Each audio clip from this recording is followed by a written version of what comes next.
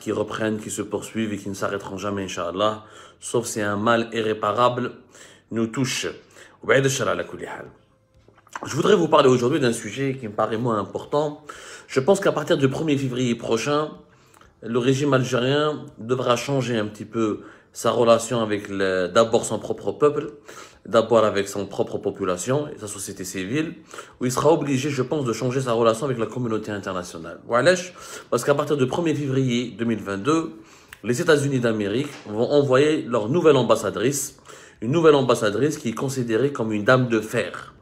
On va dire la dame de fer, je pense qu'elle va particulièrement bien emmerder les dirigeants algériens et elle va leur causer beaucoup de soucis parce que bien avant de venir en Algérie, cette dame, cette nouvelle ambassadrice, elle a annoncé la couleur, elle ne va pas garder sa langue dans sa poche, où le profil Taha et son expérience indiquent clairement qu'elle va parler avec le régime algérien sur de nombreuses questions sensibles, qui sont les droits de l'homme, le respect de la société civile, le respect des libertés publiques, et elle s'est déjà engagée à demander, à faire des pressions sur le régime algérien par rapport à ce dossier. La nouvelle ambassadrice des États-Unis s'appelle Elisabeth Moore Aubin. Aubin, bon en français, Aubin, je pense qu'en anglais on va dire. En français c'est Aubin, mais en anglais je pense c'est Aubin. Elisabeth Moore Aubin, elle doit venir à partir du 1er février 2022. Cette nouvelle ambassadrice, elle est un petit peu spéciale, elle a un parcours très spécifique. Et sa nomination à Alger est un signal très fort adressé par l'administration de Joe Biden à Washington pour un message très fort pour le régime algérien. Et il y a clairement des pressions qui ont été décidées au niveau de Washington pour essayer d'encadrer le régime algérien. Je dirais peut-être pas de le rappeler à l'ordre, mais en tout cas de l'encadrer et de ne pas le laisser aller faire du n'importe quoi, parce que la situation en Algérie commence à devenir préoccupante, notamment après une année 2021 marquée par des tensions régionales, des problèmes de sécurité, des problèmes géopolitiques avec les voisins, le Maroc en grande partie, la crise libyenne, la crise du Sahel, l'Algérie qui est un pays pivot de l'Afrique du Nord. Washington a décidé de reprendre visiblement le dossier en main et de le confier à une dame très expérimentée qui, encore une fois, elle va certainement avoir des relations très électriques et très compliquées avec les dirigeants algériens parce qu'elle n'hésitera pas à les secouer un petit peu. Alors, Elisabeth Moore Aubin, je connais. Elle était d'abord l'ancienne conseillère de gestion de l'ambassade des États-Unis à Tel Aviv. Déjà, quand elle fait Israël. Les Américains nous ont envoyé une personne qui a commencé sa carrière diplomatique pratiquement en Israël, à Tel Aviv, et qui a travaillé énormément sur les foyers de tension au Moyen-Orient, là au Proche-Orient. La tension, la violence, les problèmes, les conflits, le stress permanent, tous ces éléments, la nouvelle ambassadrice des États-Unis, elle les connaît, elle les a vécus, elle les maîtrise. Donc, après avoir été la conseillère en gestion de l'ambassade des États-Unis à Tel Aviv, en Israël, directement s'est occupée de la gestion de la mission américaine auprès de l'OTAN, encore une organisation militaire.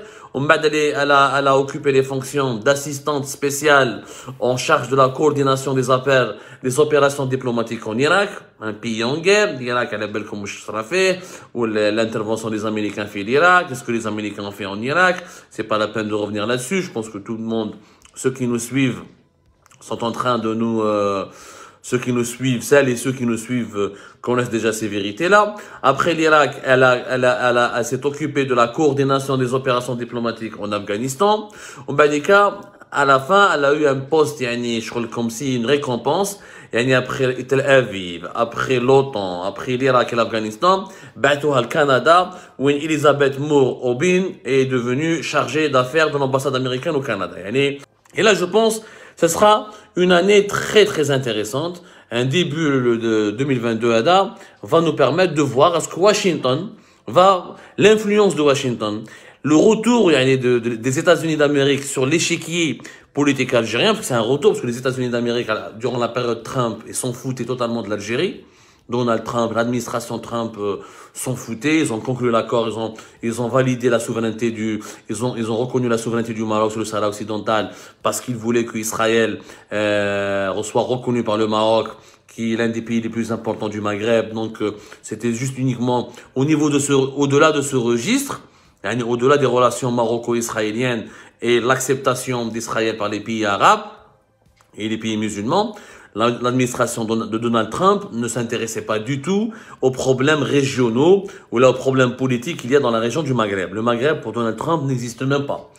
Joe Biden, il veut rompre avec l'héritage de Donald Trump. Il veut redonner aux États-Unis d'Amérique son rôle de gendarme du monde, son rôle de donneur de leçons au niveau de la démocratie, au niveau des libertés. Il veut donc muscler un peu et faire peur un peu aux régimes dictatoriaux ou aux régimes totalitaires pour imposer les États-Unis d'Amérique pour réimposer les États-Unis d'Amérique sur la scène mondiale et comme ça pour essayer de bousculer la Chine et la Russie qui veulent qui pénètrent de plus en plus dans des pays comme ça, comme l'Algérie, comme les autres dictatures africaines, pour essayer de s'implanter définitivement et de créer des blocs régionaux qui vont échapper plus tard à l'influence occidentale, notamment américaine. Au contraire donc de Joe Biden, avec des profils Elizabeth Moore, il veut renforcer l'influence américaine. Il veut absolument renforcer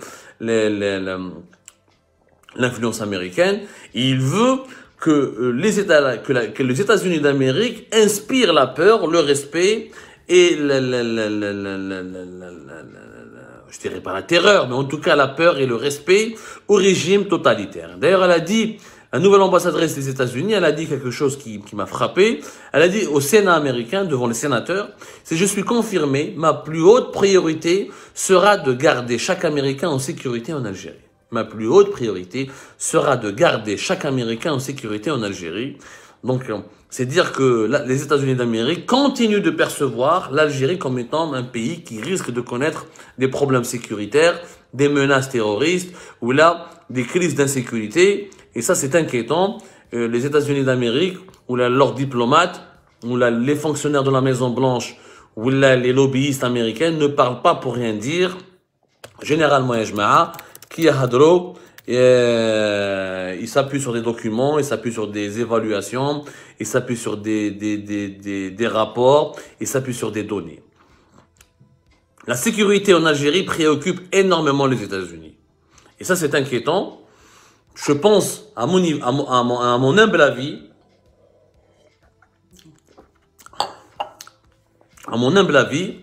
je pense que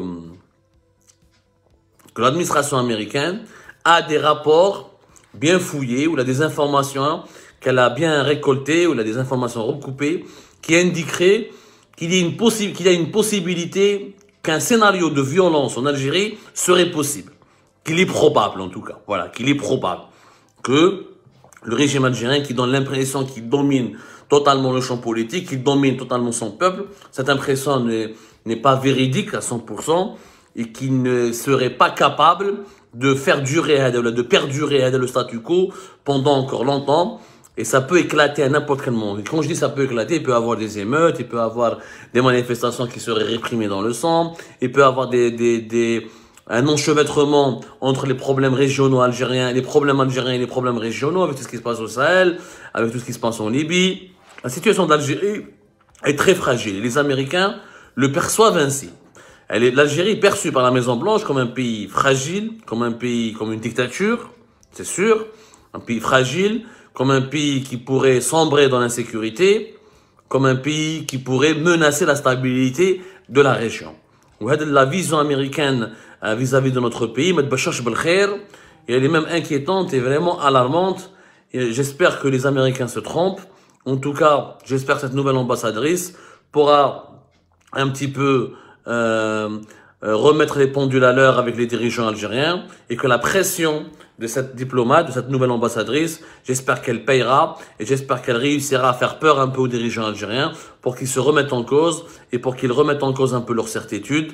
Espérons que cette dame de fer fera un bon travail pour améliorer et approfondir les relations algéro-américaines. Naturellement, on n'est pas pour l'ingérence étrangère. Moi, j'appelle pas à l'ingérence étrangère. Je suis